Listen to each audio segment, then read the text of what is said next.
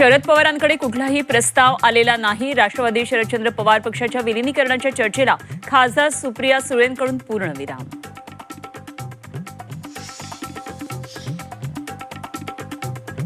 अर्थखातं फडणवीसांकडे ठेवणं यातच शहाणपण आहे. सध्या अर्थखातं सांभाळतील असा एकही नेता नाही.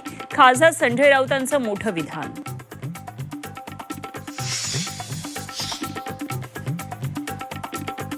संजय राऊतांच्या सांगण्यावरून खातेवाटप होणार का? अर्थखात्यावरून छगन भुजबळांचा सवाल.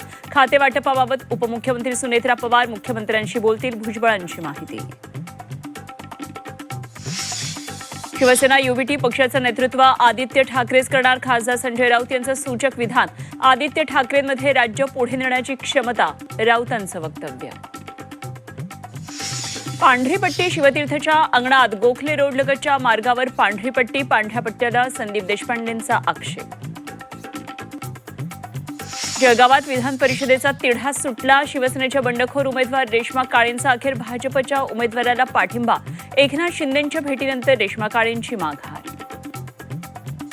नाशिकमध्ये महायुतीतील नाराजी नाट्य कायम. राष्ट्रवादीचे आमदार हिरामण खोसकर नरेंद्र दराडेंवर नाराज. 5 वर्षात कुठलंही काम केलं नाही असा आरोप. अमरावती विधान परिषदेत काँग्रेस समोरचा पेच कायम. उमेदवार हर्षजित देशमुख अजूनही रुग्णालयामध्येच. काँग्रेस वंचितच्या उमेदवाराला पाठिंबा देण्याची शक्यता. स्टँड अप कॉमेडियन प्रणित मोरेनं मागितली माफी. वादग्रस्त व्हिडिओनंतर प्रणित मोरेची माफी. स्टँड अप कॉमेडियन प्रणित मोरेच्या अडचणींमध्ये वाढ. प्रणितचे जुने व्हिडिओही तपासले जाणार. गृहराज्यमंत्री पंकज भोयर यांची माहिती.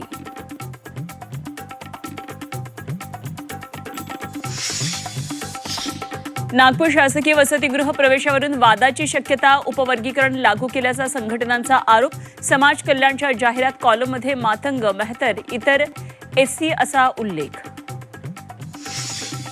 मान्सूनच्या वाटेत अल निनोचं संकट. प्रशांत महासागरातील अल निनोच्या सक्रियतेमुळे देशातील अनेक भागात पावसाचं स्वरूप बदलणार. दुष्काळाचे ढगही गडद. तर भारतीय हवामान विभागाच्या इशाऱ्यानं चिंता आणखी वाढली.